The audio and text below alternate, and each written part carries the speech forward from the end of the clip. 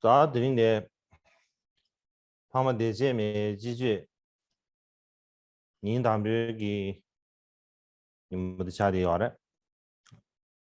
Hari ini ada merupakan hari pertama dari ajaran Musim Semi Arya Sema. Jadi saya ingin menyampaikan salam saya kepada semua orang yang mendengarkan dan menonton melalui internet, semua lama tulku dan teman spiritual, para biksu, biksuni dari wihara dan biara kebiksuan, dan khususnya para biksuni yang berpartisipasi dalam ajaran Dharma Musim Semi Arya Sema ini. Dan juga kepada teman-teman sedharma kita dari seluruh belahan dunia dan semua orang Tibet di dalam dan di luar negeri, dan saya menyampaikan salam saya dan mendoakan semoga Anda semuanya baik-baik saja, dan khususnya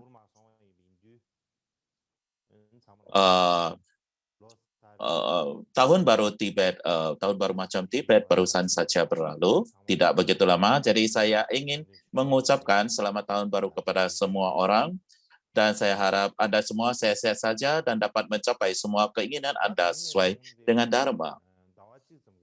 Jadi, mulai hari ini hingga 1 bulan ke depan, kita akan bersama-sama berkumpul dan melanjutkan pengajaran tentang kisah pembebasan dari Gyalwamikyo Dorje. Jadi ini adalah merupakan suatu keberuntungan yang kita semua miliki.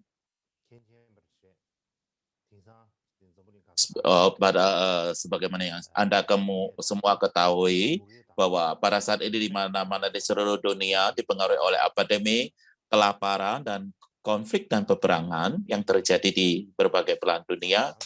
Jadi ini adalah merupakan masa yang sulit bagi dunia. Dan kita masih memiliki sedikit waktu luang untuk mempraktekkan Dharma. Jadi ini adalah sesuatu yang perlu benar-benar kita bersuka cita. Sesuatu yang kita temukan bahwa sangat luar biasa sekali. Dan pada saat yang bersamaan,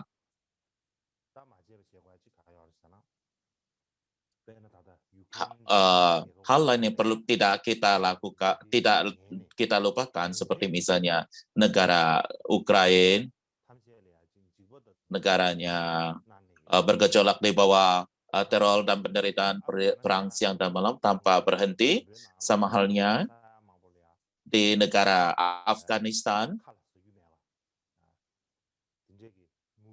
jutaan orang tidak mempunyai apa-apa untuk dimakan dan hidup dalam kelaparan.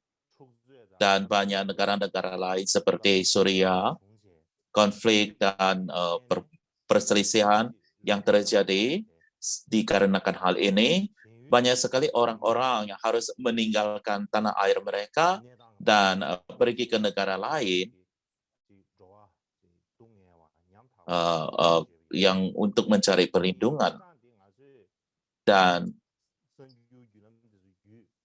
banyak sekali orang-orang yang mengalami keputusasaan, penderitaan yang demikian. Jadi ketika kita mendengar ini berdasarkan berita-berita, dan adalah sangat penting mengingatkan diri kita berulang-ulang. Ketika kita mengingatkan diri kita berulang kali,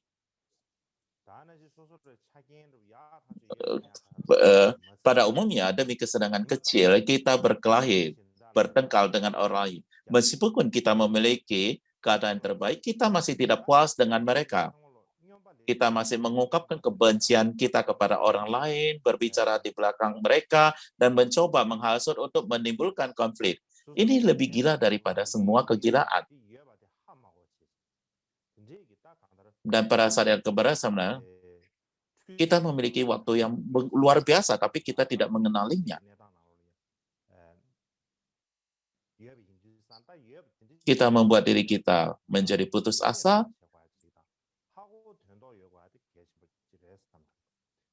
Jadi kita perlu mengenali hal ini. Kita harus mengetahui ini. Ketika kita mengetahui ini dan mengenali hal ini, dan kita memikir hal ini, bahwa saat ini kita memiliki sedikit kebebasan dan kenyamanan, maka kita harus menggunakannya untuk tujuan-tujuan yang besar.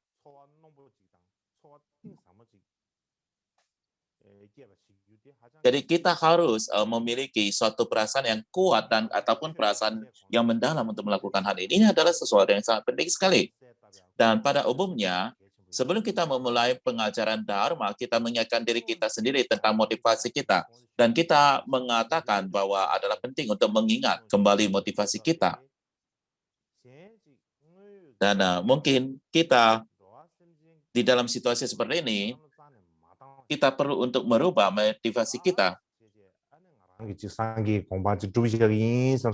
Jika tanpa mempertimbangkan sama sekali kenyataan yang terjadi pada saat ini dan hanya mengatakan saya ingin mencapai kemudahan, dan bila mana kita hanya memikirkan seperti itu, dan maka pemikiran kita akan menjadi terlalu kabur dan tidak begitu banyak poin. Jadi kita harus melihat kondisi yang saat ini terjadi, penderitaan yang dialami oleh makhluk hidup, maka kita harus merubah motivasi kita. Dan kalau kita mengatakan bahwa saya ingin mencapai kemudahan,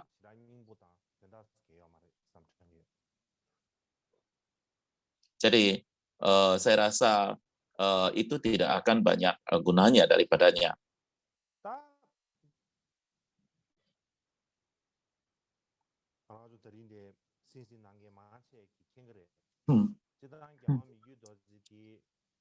Seperti yang kebanyakan Anda mendengarkan pada hari ini, pada umumnya kita berbicara tentang karma pamikya dorje. Ia terkenal sebagai cendekiawan besar, tetapi itu tidak hanya terjadi dalam silsilah karma kamsa atau karma kalju, tetapi beliau juga adalah paling terkenal sebagai seorang cendekiawan kalju di semua sekolah-sekolah yang ada. Demikian juga dari semua karma pa secara berturut-turut yang secara berturut yang sudah ada hingga 16 hingga saat ini, dalam hal komentarnya tentang jalan tengah Prasma Paramita Vinaya dan Abhidhamma, di mana beliau memiliki sedemikian banyak komentar tentang ini dan banyak sekali teks yang terkoneksi dengannya. Dalam hal pengaruh dalam ucapannya atau pernyataannya, itu adalah benar-benar sangat berpengaruh. Oleh sebab itu, membaca dan mempelajari kisah pembebasannya adalah sangat penting sekali, tidak peduli bagaimana Anda melihatnya.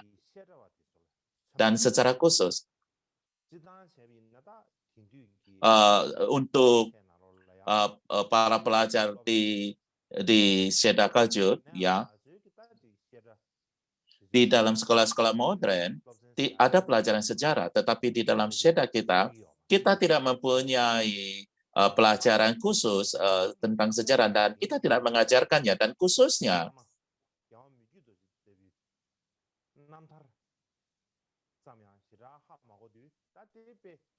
kita bahkan tidak mengetahui kisah pembebasan daripada para guru-guru besar yang menulis buku teks-teks kita, seperti misalnya Mikyo Dorje. Jadi ini sesuatu adalah situasi yang agak memalukan dan juga sesuatu yang agak mengerikan. Terdapat satu teks kuno Tibet yang disebut Langgi Poti Seru. Apa yang dikatakan di sini adalah orang yang tidak mengetahui leluhurnya adalah seperti monyet di hutan. Kita adalah manusia, bukan? Dan kita terlahirkan dengan tubuh manusia, bukan? Tetapi begitu kita terlahirkan dalam tubuh manusia, bila mana kita tidak mengetahui daripada generasi-generasi sebelumnya, kita perlu untuk mengetahuinya, dan bila mana kita tidak mengetahuinya, itu adalah sama seperti monyet yang ada di hutan.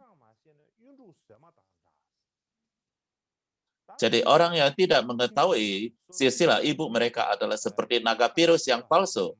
Ya, jadi Anda tidak mengetahui garis silsilah ibu Anda tidak tahu klien Anda, garis silsilah ibu Anda tidak mengetahui itu adalah sesuatu yang luar biasa, yang tidak benar. Jadi apa yang terjadi adalah Anda akan seperti naga virus yang palsu.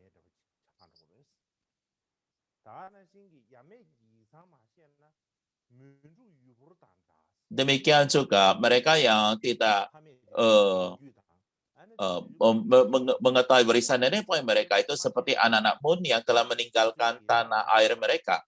karena Anda sama sekali tidak mengetahuinya asal-usul mereka.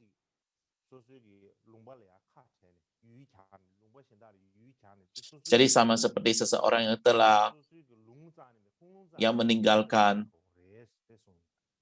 tanah air mereka ataupun tempat kelahirannya dan tidak mengetahui lagi asal-usulnya. Jadi kita adalah sama seperti itu. Jadi di dalam bila mana kita berbicara tentang istilah dharma, kita perlu untuk mengetahui asal-usul kita. Jadi sangat penting bagi kita untuk mengetahui asal-usul kita dan adalah merupakan poin penting bagi kita untuk mengetahuinya. Jadi pada umumnya ketika kita berbicara tentang kisah cerita pembebasan daripada Mikio Dorje, terdapat beberapa yang ia tulis sendiri dan juga terdapat yang ditulis oleh orang lain. Jadi terdapat berbagai jenis yang berbeda. Jadi ada autobiografi yang ditulisin oleh dirinya sendiri, ada juga yang ditulis oleh murid-muridnya. Jadi autobiografi, kisah pembebasan Mikio Dorje, kebanyakan alih-alih ditulis dalam bentuk prosa, ia ditulis dalam bentuk syair. Jadi di antara autobiografi dalam syair, yang paling terkenal sampai saat ini adalah yaitu pujian ia mencari dengan sesama. Itulah yang paling terkenal. Alasan mengapa pujian ia mencari dengan sesama menjadi sangat terkenal, terutama karena ia mencari dengan sesama itu termasuk di dalam buku-buku doa Karma Kamsam. Jadi Anda semua pasti pernah mendengarkannya.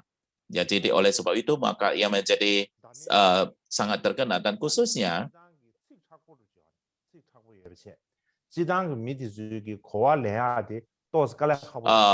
kata-kata daripada syair ini adalah agak rumit ataupun ruwet, jadi agak sulit untuk dipahami sehingga ketika Anda untuk menghafalnya itu tidaklah mudah. Jadi banyak sekali biksu-biksu yang menceritakan kepada kita ketika mereka menghafal doa daripada ia mencari dengan seksama, ia termasuk adalah doa yang sangat sulit sekali untuk dihafalkan. Jadi demikian juga dengan diri saya ketika saya harus menghafal tulisan doa ini, saya juga memiliki beberapa kesulitan dalam menghafalnya.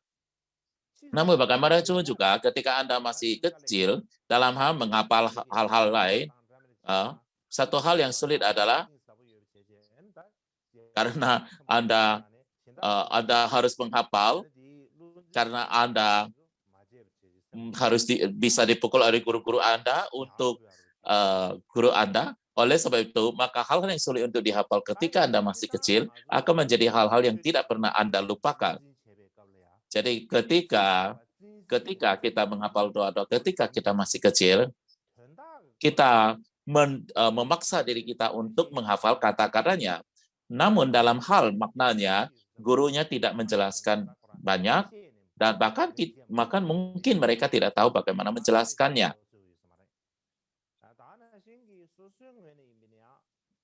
Mungkin saja mereka sendiri, mereka juga tidak mengerti juga. Dan bagi diri kita sendiri, kita hanya menghafalnya dan kita tidak tertarik dengan apa makna sesungguhnya mereka. Tetapi sesungguhnya, pujian autobiografi ini memiliki makna yang sangat luas dan mendalam. Misalnya kita mengambil pujian, ia mencari dengan seksama, salah satu yang paling terkenal cerita, salah satu buku Dharma yang paling terkenal dalam perjamuan untuk para cendekiawan, dan di dalam ini terdapat kisah pembebasan daripada Mikio Dorje. Ia adalah sebagai kerangka untuk biografi tentang Miguel Dorje, ia mencari dengan seksama. Dan jadi di dalam kisah pembebasan Miguel Dorje, dalam perjamuan untuk para terpelajari, semua baris beliau mengutip semua baris mencari dengan seksama ini dan menghubungkannya dengan diskusi mendetail tentang kisah hidupnya.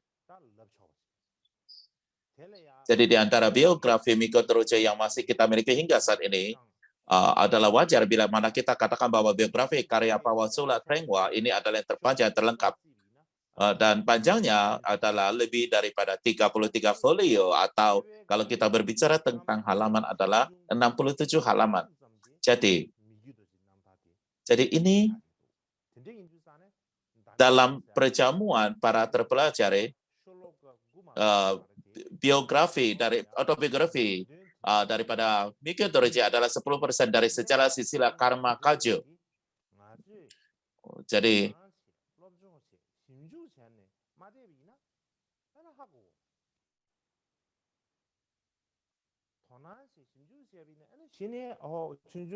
ia walaupun hanya merupakan bagian terkecil, maka boleh dikatakan ia mencakup materi yang sangat luas sekali.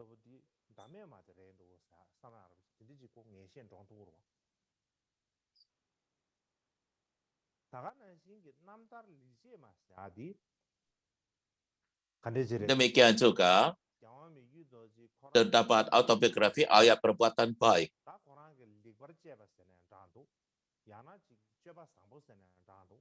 Jadi ini adalah seperti membahas perbuatan baik atau tindakan baik atau hal-hal baik yang telah dilakukan oleh Miguel Dorje ya selama hidupnya. Dan semua itu diceritakannya dalam ayat perbuatan baik. Jadi dengan demikian tidak hanya ini adalah perbuatan baik, ini bukan hanya ringkasan penting dari hidupnya, ia juga adalah sesuatu bagi kita para pengikut dan siswanya, khususnya ini jadi yang mana akan dapat kita ambil sebagai tujuan penting ataupun sebagai teladan atau contoh penting. Oleh sebab itu, maka autobiografi ayat perbuatan baik ini benar-benar adalah sangat penting dan krusial.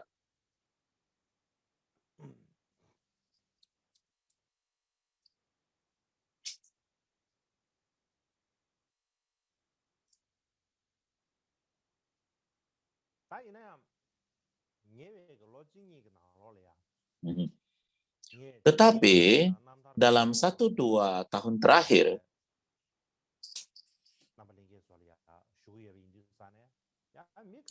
saya telah berbicara banyak tentang sejarah dan biografi, dan sangat mungkin sekali sebagian dari Anda mungkin berpikir, wah, tidak ada akhirnya cerita-cerita kisah-kisah yang ia ceritakan.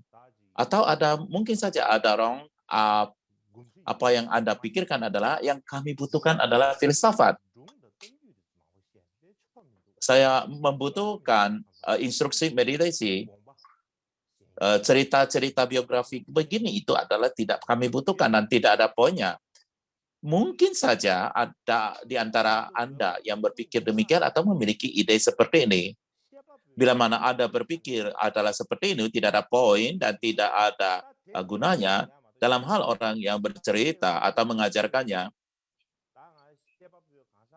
Jadi maka adalah seperti yang Anda katakan, orang yang menceritakan cerita ini seperti saya.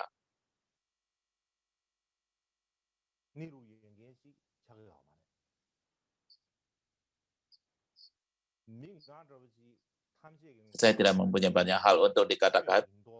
Bagi seseorang seperti saya, untuk duduk di depan Anda semua, berpura-pura menjadi terpelajar dan bijak, seperti dalam pepatah Tibet mengatakan, ketika tidak ada burung, maka keledai menguasai langit, dan ketika tidak ada burung, maka keledai ketika tidak ada anjing, maka kucing menggerogoti tulang. Jadi itulah situasinya.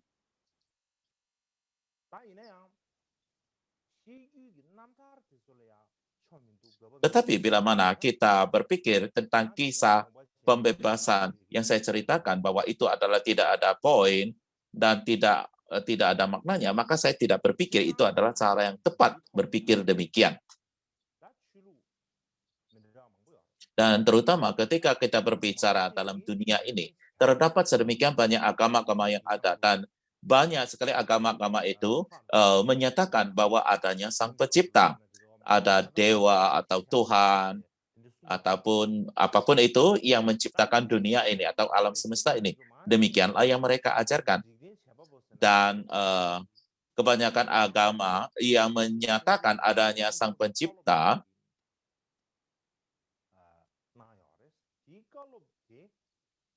jadi Sang Pencipta ini memberikan ajarannya, dan oleh sebab itu perlu ada seorang nabi ataupun utusan yang dapat berkomunikasi ataupun mengkomunikasikannya kepada kita. Contohnya adalah dengan Kristen, seperti gurunya, utusannya adalah mengajarkan kepada manusia-manusia berkomunikasi dengan mengkomunikasikan firman-Nya dengan tepat.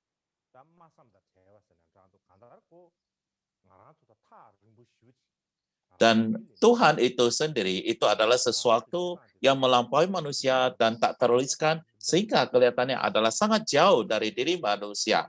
Namun, dalam tradisi kita ataupun kondisi kita itu adalah benar-benar sangat berbeda sekali. Jadi kita tidak mungkin berkomunikasi dengan Tuhan, bukan? Jadi saya tidak tahu secara detail, tapi demikianlah yang saya tahu. Tetapi bagaimanapun juga di dalam agama Buddha,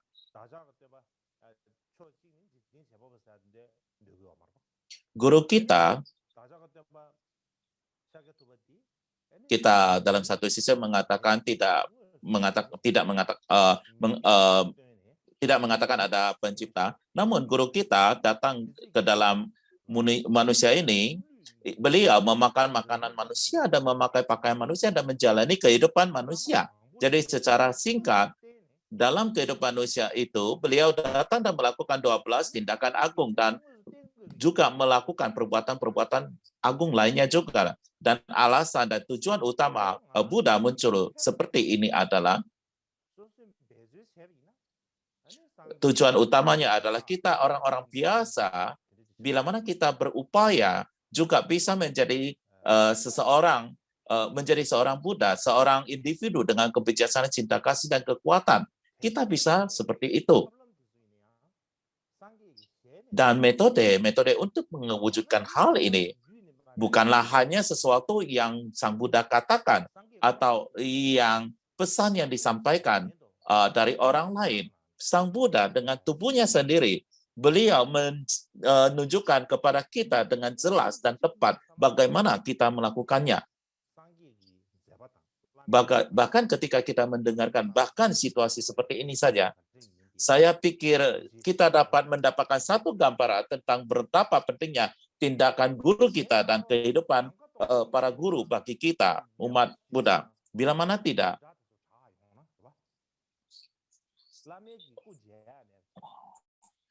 bila terdapat suatu suara yang datang dari hamparan langit yang kosong mengajarkan tentang 4 kebenaran mulia dan Tripitaka, maka kita tidak akan memiliki siapapun untuk yang benar-benar menunjukkan kepada kita apa yang perlu kita lakukan, jalan dan memberikan kita industri pengalaman. Jadi caranya, jadi dengan demikian maka tidak akan ada orang yang memberikan kita instruksi pengalaman, dan saya pikir semuanya akan sangat sulit sekali bagi kita untuk berlatih dengan cara demikian. Jadi agama Buddha bukanlah agama yang mengajarkan kita filsafat-filsafat yang rumit. Kita terutama ia adalah sesungguhnya merupakan latihan meditasi, mengalihkan batin kepada dalam dan merubah batin kita demi agama yang demikian, praktik demikian yang ada.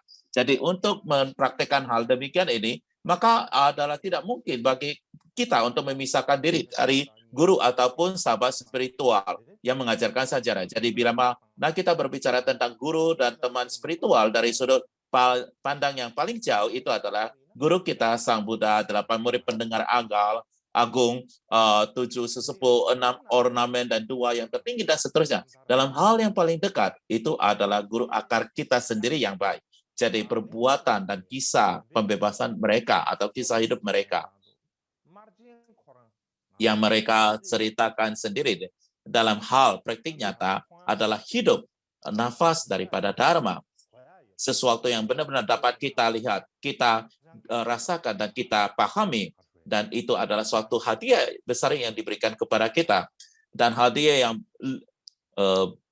yang benar-benar sangat penting dan sangat suci, sakral. Jadi secara singkat, tindakan para guru di masa lalu semuanya seperti instruksi langsung dalam praktik Dharma sejati. Jadi penting bagi kita untuk menganggapnya signifikan dan penting untuk mempelajari dan mempraktekannya. Jadi ini adalah benar-benar sangat penting sekali.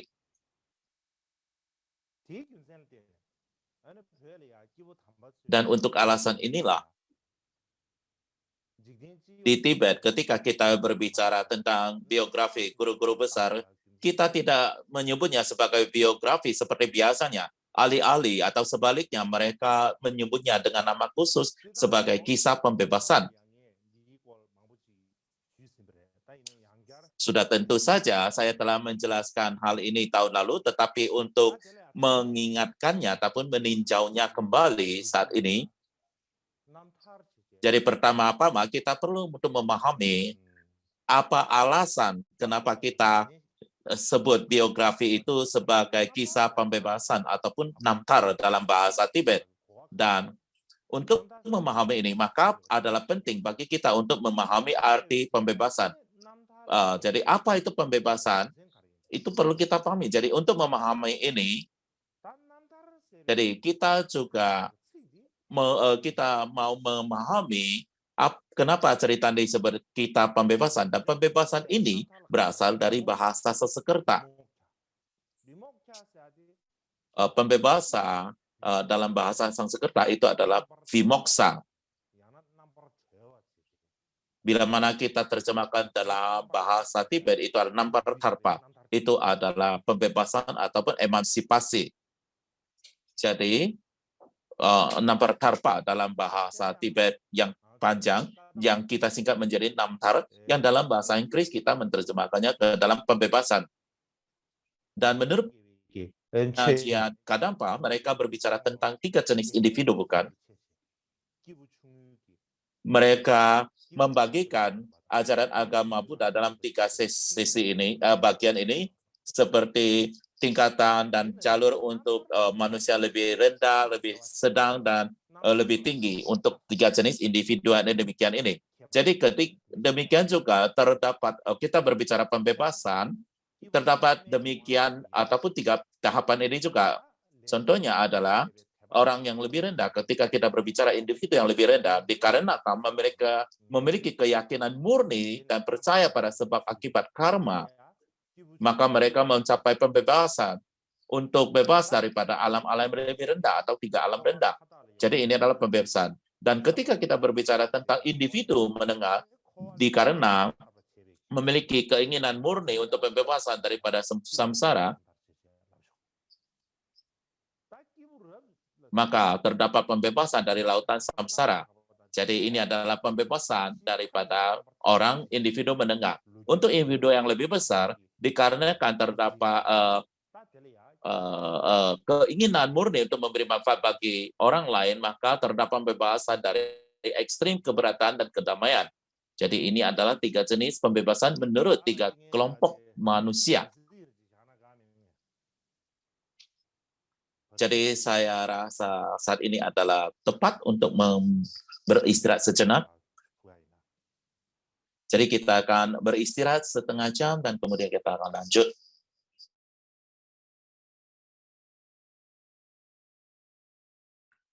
다들 다 단기 공부 수업하는 신 남타의 사기 고아로부터 다 단기 공부 수업하는 Bagaimana saya sudah sebutkan sebelumnya, saya sudah menjelaskan kata makna daripada kata pembebasan. Pembebasan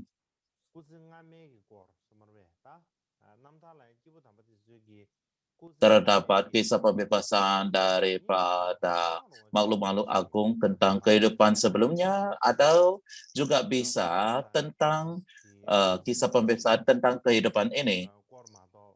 Jadi tidak perlu, jadi tidak mesti bahwa kisah pembebasan ini adalah kisah pembebasan tentang kehidupan ini ataupun kehidupan sebelumnya.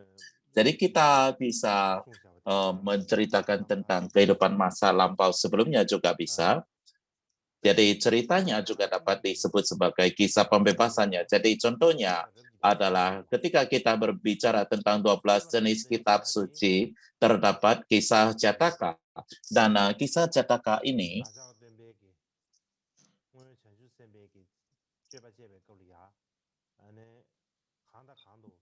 adalah merupakan satu jenis sastra menceritakan di mana guru kita, Sang Buddha, dilahirkan di masa hidupnya, kehidupannya lampau sebagai seorang bodhisattva dan kesiran apa yang beliau alami.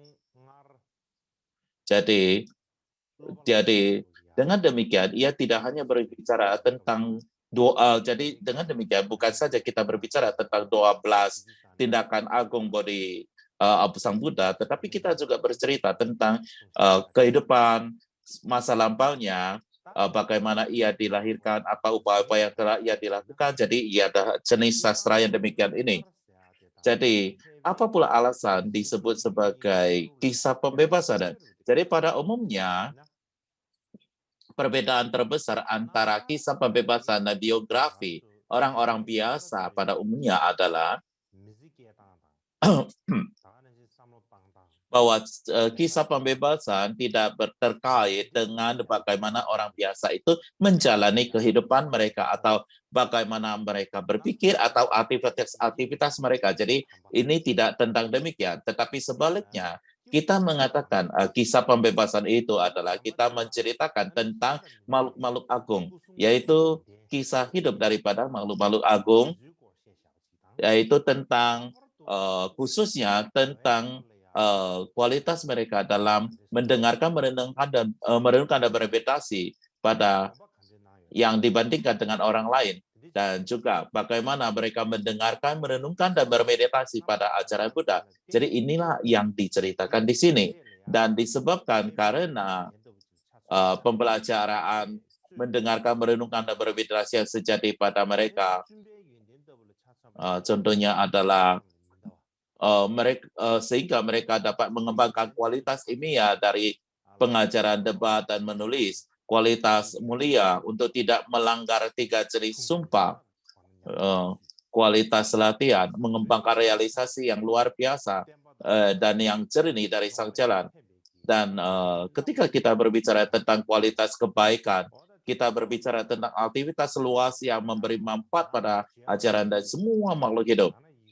Ketika kita mengkaitkan ini secara lisan ataupun merekamnya secara tertulis, dan orang yang mendengarkan ataupun melihat ataupun mendengarkan cerita pembebasan ini dapat meningkatkan keyakinan dan devosi yang tidak dibuat-buat. Dan disebabkan karena keyakinan devosi yang tidak dibuat-buat dalam arus batin mereka, sehingga para pengikut mereka itu, hal ini akan dapat menjadi objek aspirasi mereka. Seperti misalnya, saya akan seperti ini, saya ingin menjadi seperti itu. Kadang-kadang kita juga bermohon untuk menjadi seperti itu. Jadi sastra jenis yang demikian inilah yang disebut sebagai kisah pembebasan. Jadi secara ringkas, seperti yang dikatakan oleh Drukgyal Wangkung Parjur,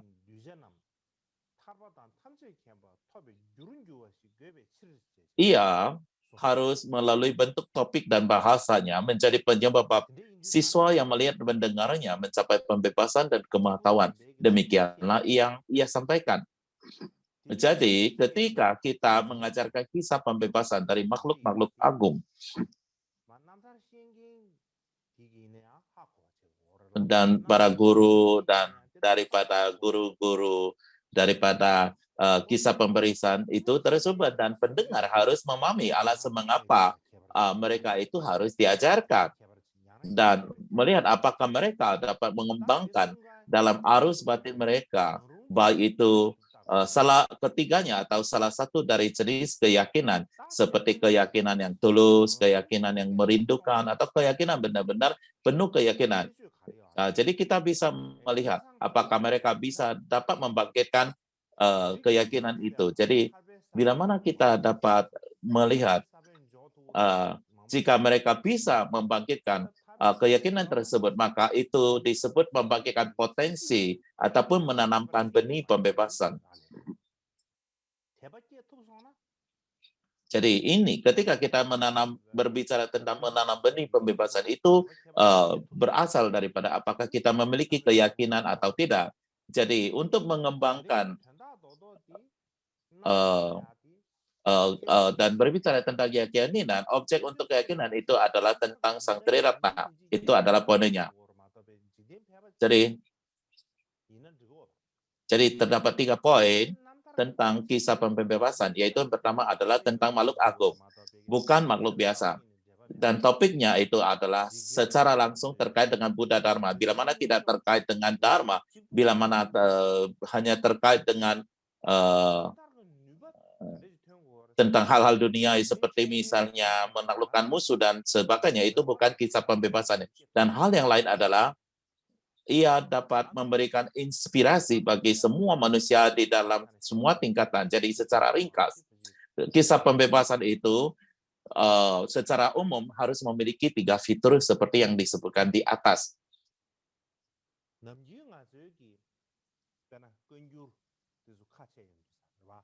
Jadi ketika kita membaca sutra-sutra atau kanjur dan teks-teks,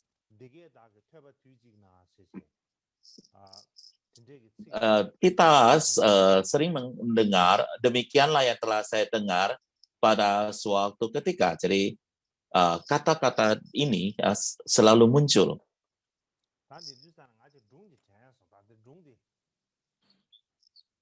Jadi ini hanya mengingatkan kita pada suatu cerita.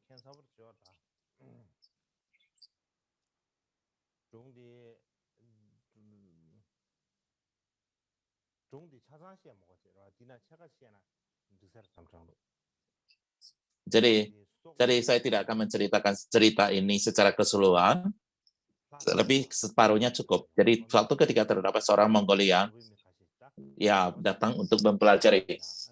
Jadi ia adalah seorang Mongolian. Jadi ia adalah seorang biksu dan pergi ke Lhasa untuk mempelajari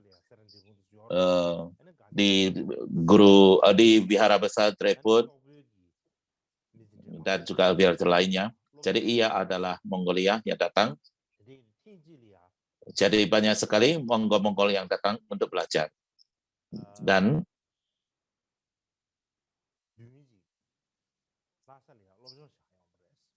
jadi terdapat 7 orang Mongolia yang datang ke Lhasa untuk belajar. Dan 7 orang Mongolian ini, mereka datang dari tempat yang sangat terpencil. Mereka tidak benar-benar memiliki edukasi ataupun pengetahuan yang luas. Dan juga pengalaman. Jadi mereka datang dari kampung halaman mereka. Jadi orang tua mereka memberi nasihat ketika Anda traveling, Anda harus saling membantu, saling melindungi satu dengan lainnya.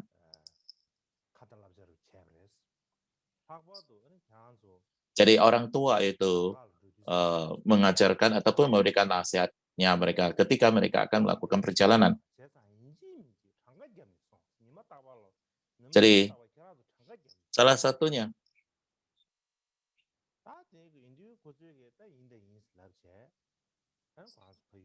Jadi Anda harus selalu menghitung satu sama lainnya, jangan sampai tidak tersesat. Oleh sebab itu maka akhirnya mereka berpisah dan mereka melakukan perjalanan. Kemudian mereka menghitung untuk tidak tersesat. Jadi masing-masing orang menghitung. Dan mereka menghitung masing-masing proyeknya. Dan orang yang menghitung itu tidak menghitung dirinya seadanya. Dan ia menghitung orang lainnya. Dan ia melihat pada orang lainnya. Dan ia menghitung, tetapi dirinya tidak termasuk di dalamnya. Terdapat 7 orang, ya, tetapi salah satu orang hilang. Ada seseorang yang ada di sana.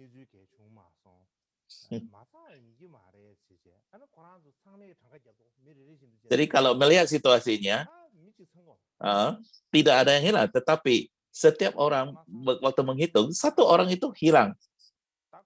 Ada seseorang yang hilang. Jadi ini adalah situasi yang sangat rumit.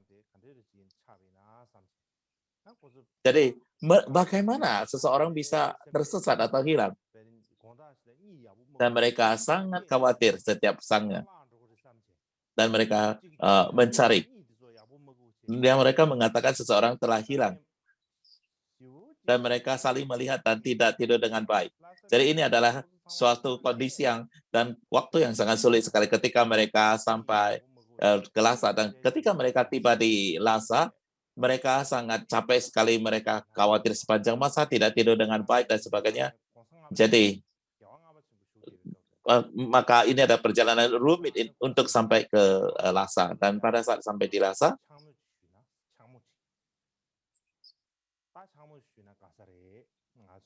dan mereka ketemu bertemu Dalai Lama, meminta mo dari Dalai Lama itu. Dan bagaimana mereka bisa kehilangan salah satu di antara mereka itu. Dan untuk membuat permohonan,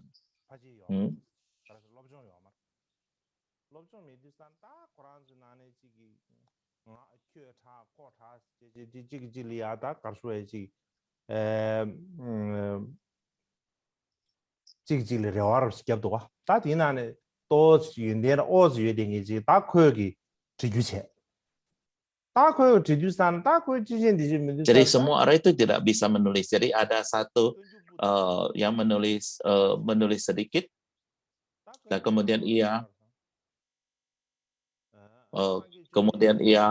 melihat ke dalam sutra itu dan apa yang tertulis di sana. Dan di dalamnya adalah Buddha mengajarkan kepada Sariputra dan kemudian mengatakan, oh, kata-kata ini tidak salah, ini kata lumayan, dan kemudian ia menulis kata-kata tersebut.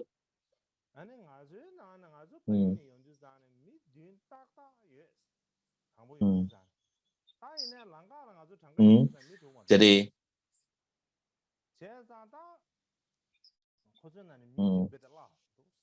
dan kemudian ia juga mengatakan, kami dari berangkat,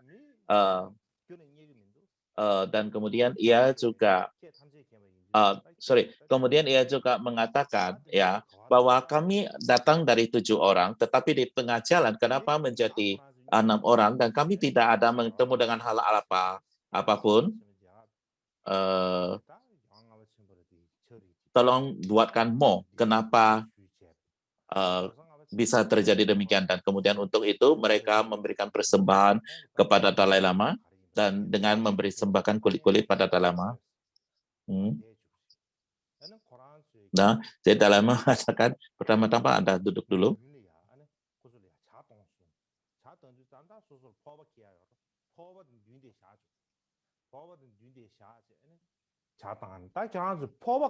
Dan meletakkan masing-masing satu cangkir di atas. Nah, dan mereka ditanya berapa 7 mangkok yang Anda miliki. Dan hitung mereka itu ada 7. Karena ketika menghitung mangkok itu, mereka terdapat 7 mangkok karena mereka tidak melihat ke diri sendiri. Jadi terdapat 7 mangkok. Dengan demikian, ia mengatakan bahwa Anda sesungguhnya tidak kehilangan siapapun, Anda benar-benar komplit 7 orang. Jadi mereka merasa sangat terkagum-kagum sekali. Dan mereka mengatakan, bagaimana kamu bisa menemukan seseorang yang hilang dan kami tidak dapat menemukannya?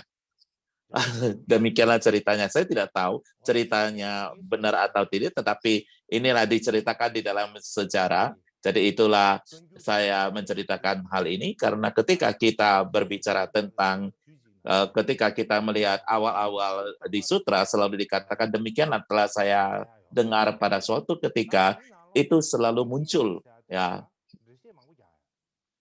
Jadi ketika kita berbicara tentang demikianlah terdapat banyak sekali cara untuk menjelaskannya, tetapi satu penjelasan penting daripada menjelaskan kata demikian ataupun dengan cara demikian ini adalah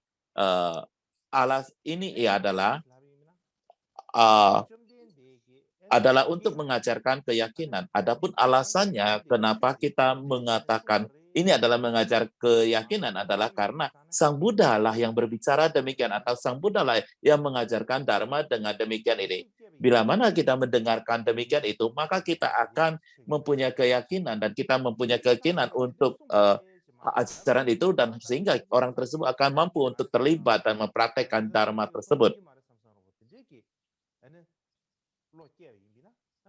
Dan bila mana hal ini tidak dikatakan demikian, mungkin orang itu akan berpikir, oh mungkin seseorang yang mengatakan ini dan sebagainya, sehingga orang itu tidak akan bisa memiliki keyakinan dan terlibat dalam praktik dharma. Oleh sebab itu, maka keyakinan itu adalah sesuatu yang sangat penting sekali.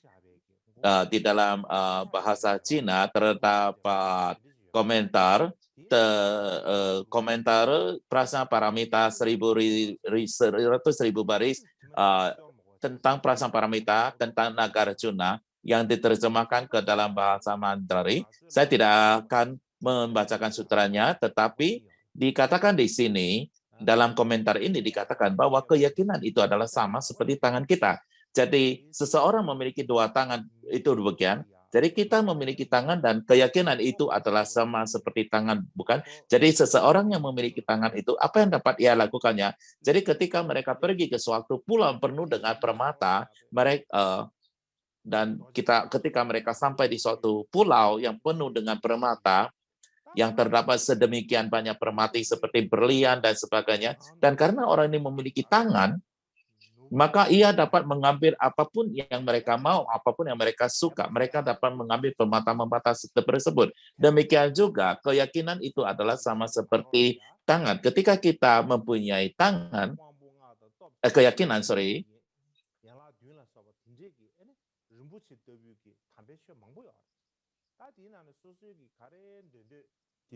Jadi permata ajaran Dharma itu adalah seperti permata, maka kita akan mampu untuk mempraktekannya apapun yang kita mau. Tetapi ketika kita tidak mempunyai keyakinan, maka itu sama seperti orang yang tidak memiliki tangan.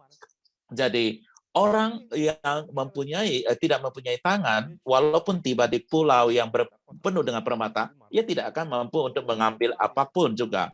Jadi demikian juga, bila mana Anda tidak mempunyai keyakinan, maka walaupun Anda masuk ke dalam Dharma, Anda tidak akan dapat memperoleh apapun.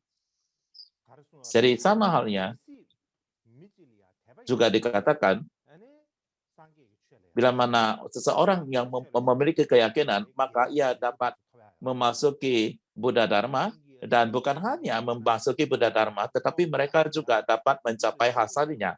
Mereka bisa pergi untuk menjadi biksu, mencukur kepala mereka, dan mengenakan jubah Dharma. Dan itu akan menjadi bermakna. Dan bila mana Anda tidak memiliki keyakinan, maka Anda tidak akan dapat memasuki lautan Dharma, dan Anda juga tidak akan mendapatkan hasil spiritual. Dan walaupun Anda mengenakan pakaian sutra Dharma, dan membaca banyak sutra, dan Anda menjadi sangat ahli dalam menjawab tanya-jawab Dharma, tetapi Anda tidak akan memperoleh apapun dari Sang Dharma ataupun ajaran Sang Buddha. Dan untuk alasan itulah keyakinan adalah sama seperti kondisi ataupun syarat nomor 1 ataupun hal paling penting untuk memasuki gerbang Dharma. Demikian juga komentar yang sama tentang prasa paramita mengatakan hal lain penting yang dikatakannya, bahwasannya Buddha Dharma itu adalah sesuatu yang sangat dalam dan sangatlah meluas. Jadi, selain daripada tata kata, orang manusia itu adalah sangat sulit untuk memahaminya, tetapi bila mana seseorang mengembangkan keyakinan, bahkan jika mereka belum tersadarkan akan pada kebuddhaan disebabkan karena kekuatan keyakinan, maka mereka dapat memiliki keyakinan dalam Buddha Dharma dan memasuki Buddha Dharma. Jadi dengan demikian, bila mana memiliki keyakinan Buddha Dharma yang sangat yang begitu mendalam dalam suam, dapat kita sadari seluruh hakikat dan semua alasannya, yaitu melalui keyakinan. Dan kita dapat terlibat masukinya, mempelajarinya, terlibat dalamnya, maka kita akan akhirnya mengalami realisasi. Oleh sebab itu, maka keyakinan ini adalah sesuatu yang sangat krusial dan penting bagi pemula. Demikian juga terdapat satu cerita yang sangat penting bagi kita.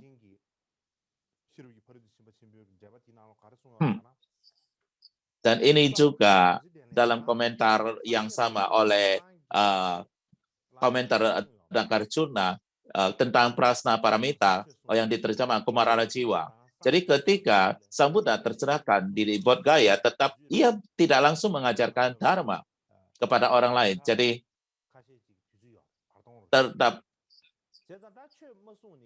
terdapat jarak beberapa minggu dari pencerahannya hingga ia memulai mengajarkan Dharma. Jadi ketika ia belum mengajarkan Dharma, ia duduk di sana.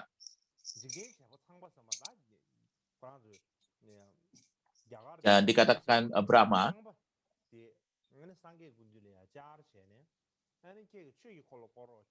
Jadi di dalam agama Hindu, Brahma itu adalah sang pencipta. Ialah yang datang memohonnya untuk memutar roda Dharma.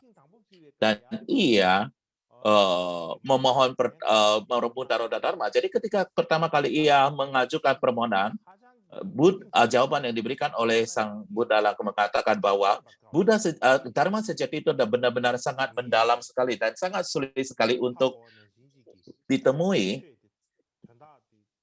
dan sulit untuk dicapai, dipahami. Jadi sulit sekali bagi orang untuk memahami makna Dharma sejati. Dan kemudian Brahma mengajukan permohonan untuk kedua kalinya. Dan Sang Buddha berpikir, oke, semua Buddha dari 3 masa, seperti misalnya Buddha-Buddha masa lampau seperti Kasyapa dan sebagainya, mereka mengajarkan Dharma, dan di masa yang akan datang juga mereka juga akan mengajarkan Dharma, dan juga pada saat yang bersamaan di universal ini, para Dudba mengajarkan Dharma. Jadi dengan demikian, semua Buddha di 3 masa mengajarkan Dharma. Dan oleh sebab itu, maka saya juga perlu untuk melakukan hal yang sama seperti yang dilakukan oleh semua Buddha tersebut. Dan oleh sebab itu, maka saya akan mengajarkan Dharma.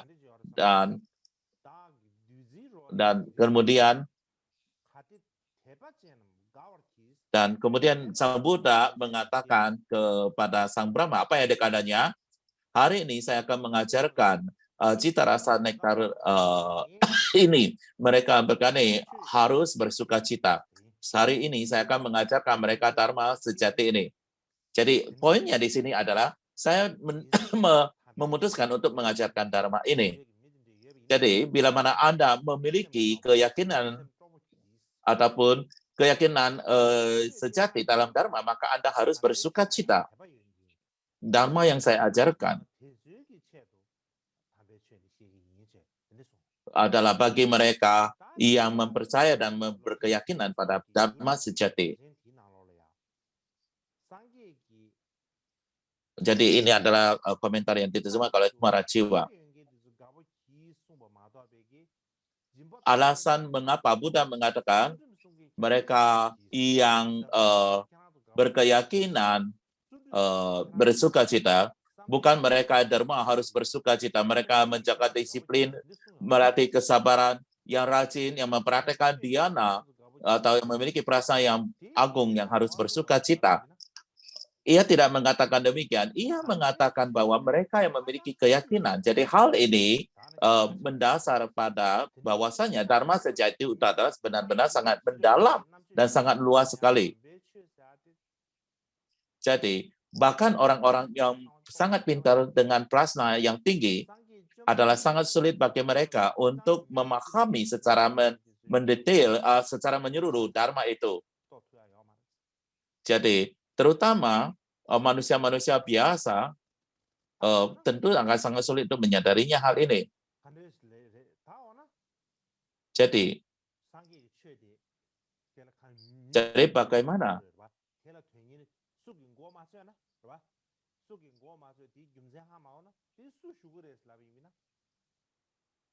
Jadi karena kita mengatakan bahwa sulit orang memahaminya, jadi pada siapa dia mengajarkannya? Yaitu ia mengajarkan pada mereka-mereka yang berkeyakinan, yang punya keyakinan.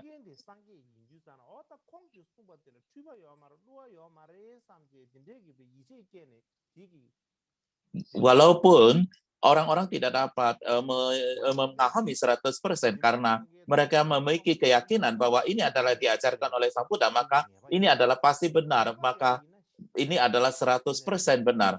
Jadi oleh sebab itu maka orang-orang yang memiliki keyakinan akan mampu untuk memasuki Dharma, dan oleh sebab itu maka Sang Buddha mengatakan maka bersuka cita bagi mereka yang bersuka cita. Oleh sebab itu maka keyakinan ini adalah suatu yang sangat penting sekali bagi para pemula, dan keyakinan ini adalah seperti bibit pembebasan. Ia adalah gerbang untuk Dharma. Jadi pada saat ini kita katakan bahwa kita harus menganalisa apapun itu juga. Kita mengatakan bahwa kita harus mengikuti semua logika. Ketika kita berbicara tentang mengikuti logika,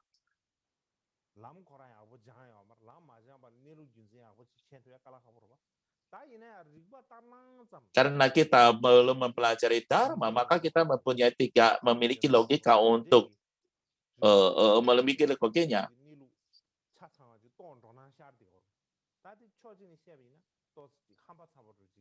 Dan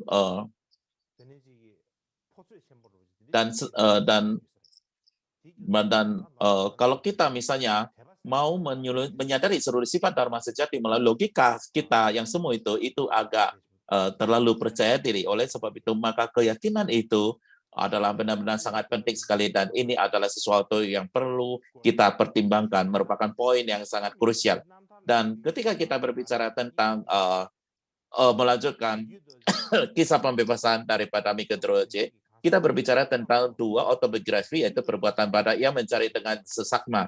Ia tidak ditulis oleh orang lain, seperti misalnya mulanya, tetapi itu ditulis oleh Mikio Terje sendiri.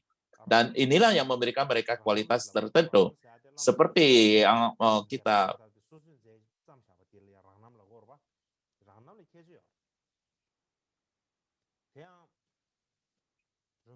jadi bila mana kita berbicara tentang kisah pembebasan yang ditulis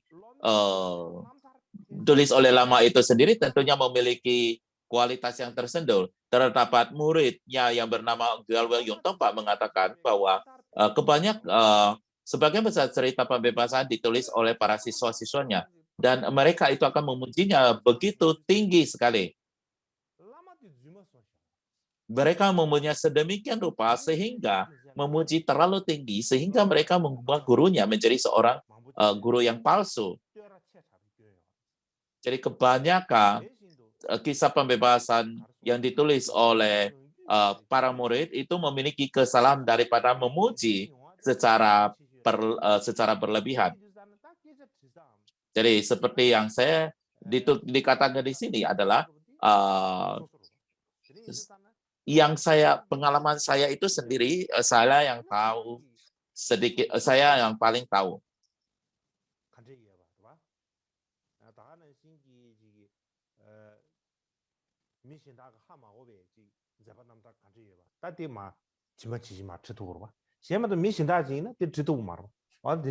Jadi, jadi seperti yang dikatakan oleh muridnya itu, seperti yang saya ketahui pengalaman, saya sendiri yang terbaik.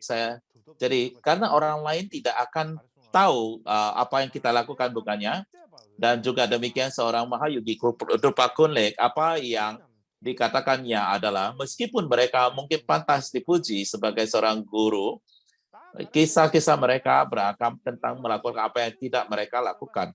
Jadi mungkin mereka memberi orang bodoh tetapi mereka mempermalukan orang bijak.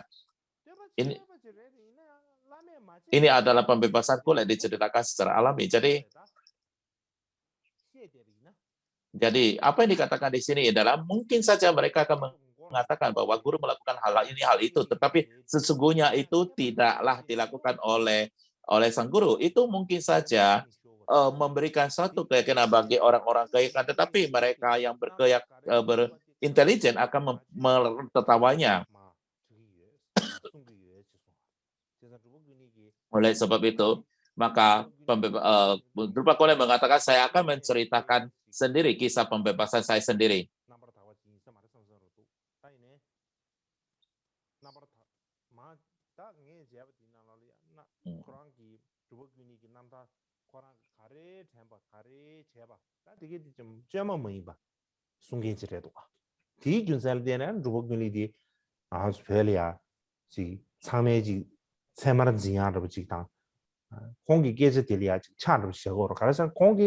Jadi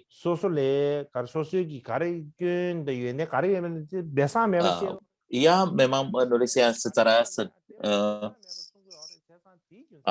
karena ketika Drupa Kunlek menulisnya sendiri, maka ia menulis secara total apa kualitas dan juga noda-noda yang ada di dalam dirinya. Demikian juga J. Barawa mengatakan, tidak pantas bagi saya untuk menulis kisah pembebasan saya sendiri. Tetapi jika orang lain melakukannya, maka akan banyak kata-kata yang tidak berarti dan ternoda. Sebenarnya saya tidak begitu. Artinya adalah bahwa saya tidak begitu yakin untuk menuliskan diri saya sendiri.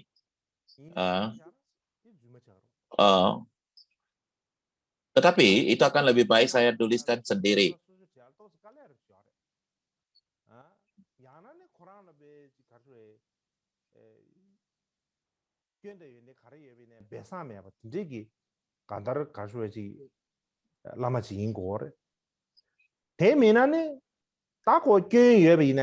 Jadi sesungguhnya agak sulit sekali untuk menuliskan kisah pembebasan bagi diri kita sendiri.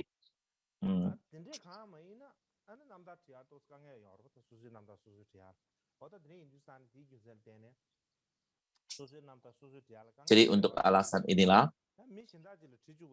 sangat sulit sekali untuk menulis kisah pembebasan kita sendiri. Tetapi bila mana kita membiarkan orang lain yang menulisnya, mungkin saja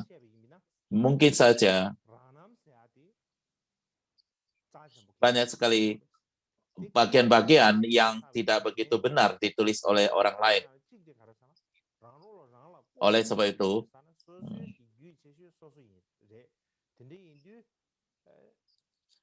tetapi ketika kita berbicara tentang kisah pembebasan, maka orang yang menuliskan cerita itu bila mana ada diri kita sendiri, karena kita sendirilah yang paling memahami diri kita sendiri. Nah, oleh sebab itu, bila mana kisah pembebasan itu adalah kita yang menulis, yang tulis, maka itu akan menjadi yang terlengkap.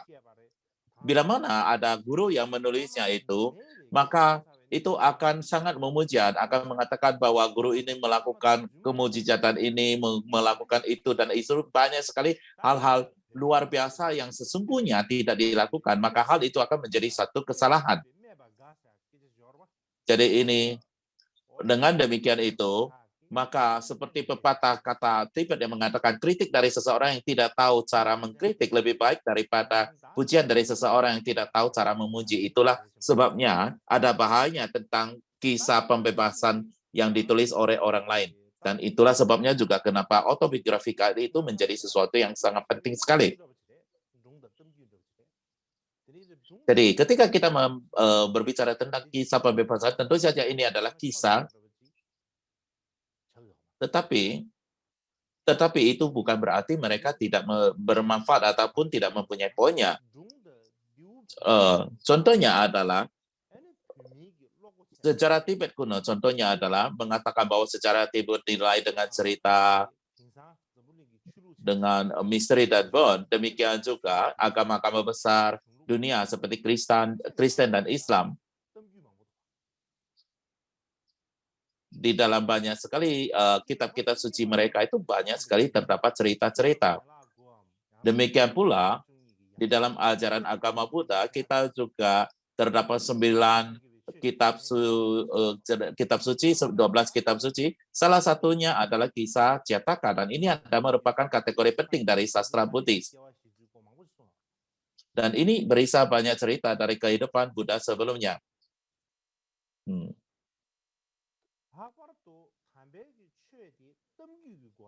Dan khususnya ketika kita mengajarkan Dharma melalui cerita adalah sangat penting, dan adapun pentingnya untuk menceritakan dalam cerita adalah karena setiap orang, baik itu tua atau muda, suka mendengarkan cerita.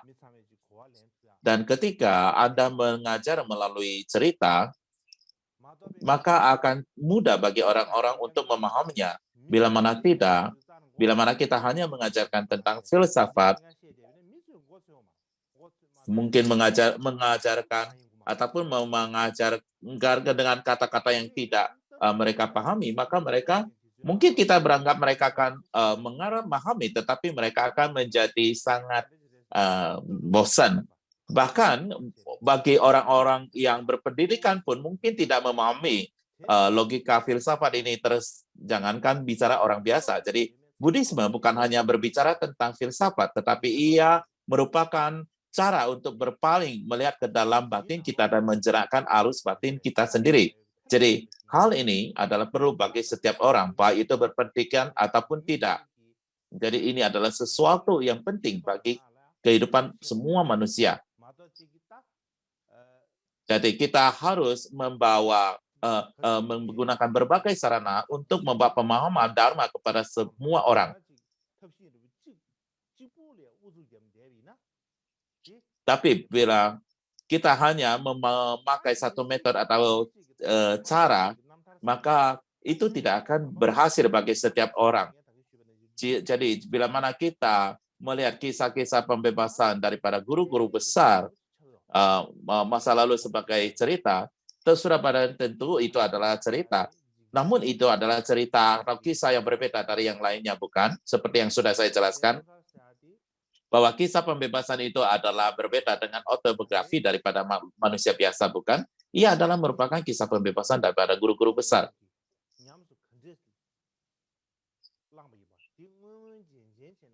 Jadi, ia berbicara tentang bagaimana di dalam kehidupan nyata itu mereka mempraktekkan Dharma dan menceritakan kepada kita bagaimana kita juga dapat mempraktekannya. Jadi itu adalah sama seperti instruksi inti dalam kehidupan kita.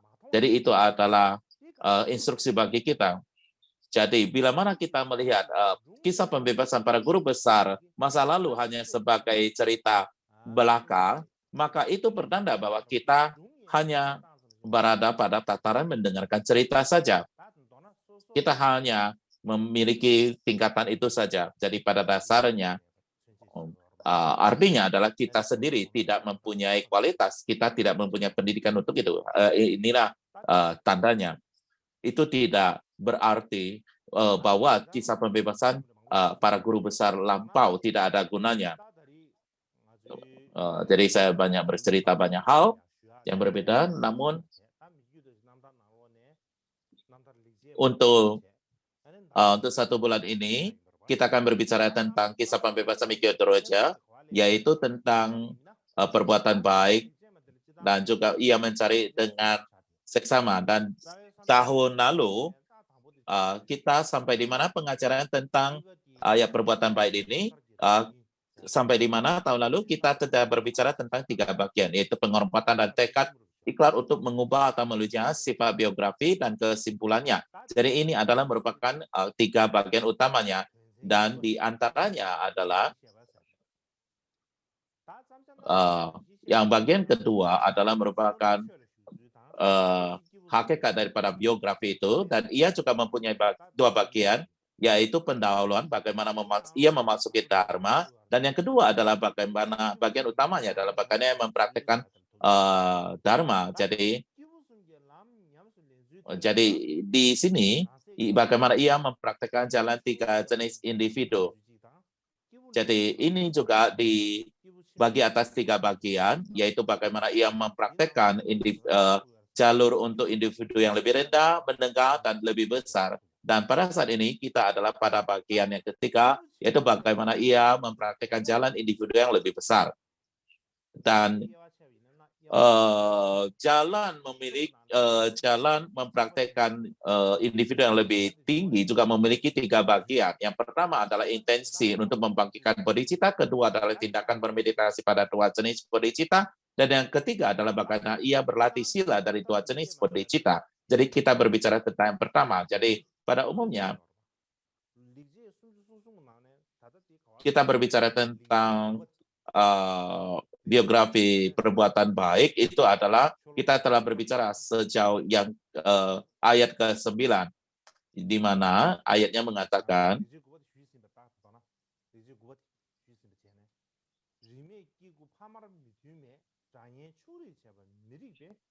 semua makhluk hidup tanpa perbedaan adalah sama dengan orang tua saya.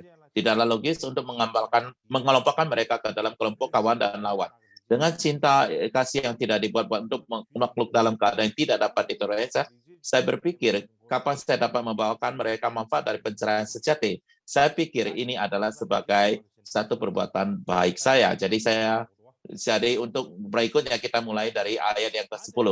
Jadi itulah yang atau biografi dari perbuatan baik. Dan sampai di sanalah kita ke tahun kemarin.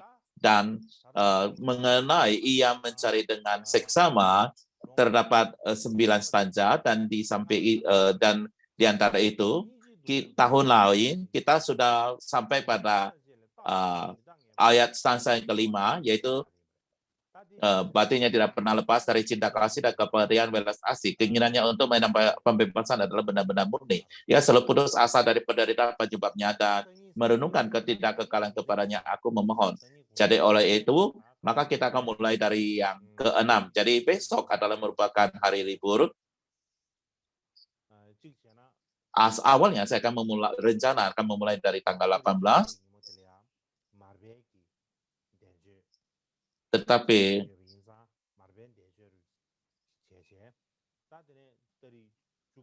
berpikir untuk memulai dengan anniversary Marpa, dan kemudian memulai acara dengan tanggal 19.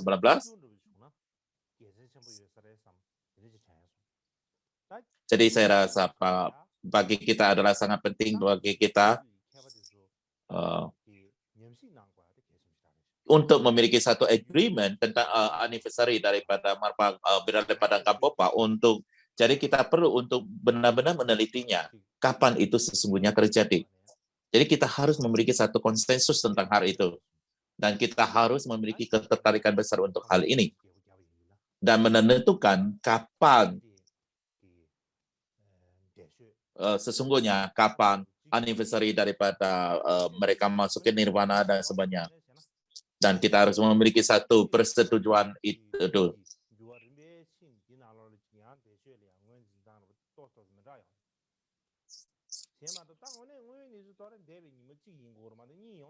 Dan disebabkan karena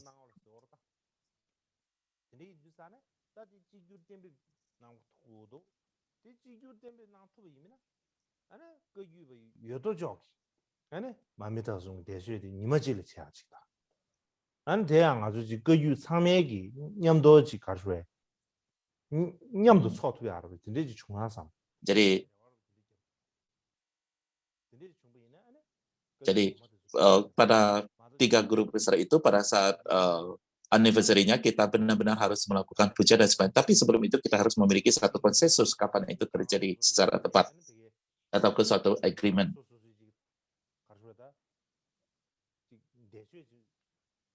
Bila mana tidak, para leluhur melihat kita, generasi penerusnya, bahkan hari anniversary saja sudah memiliki perbedaan tanggal. Anda memperayakan tanggal ini, yang lain memperangitkan dengan tanggal yang lain, maka para leluhur melihatnya juga tidak akan berbahagia. Karena pada dasarnya seseorang itu hanya meninggal dunia pada suatu hari saja. Bila mana kita mengatakan kita adalah murid mereka, bahkan kita tidak mampu untuk mengatakan kapan mereka itu meninggal dunia atau wafat, maka tidak ada sesuatu lebih memalukan daripada itu. Jadi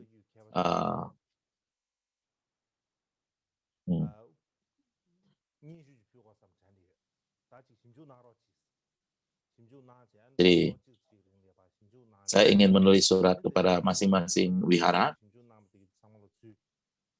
mohon masing-masing untuk meneliti dan sampai pada konsensus kapan sesungguhnya, kapan ketika guru besar, guru leluhur kita itu atau guru sisila kita itu hari mangkatnya.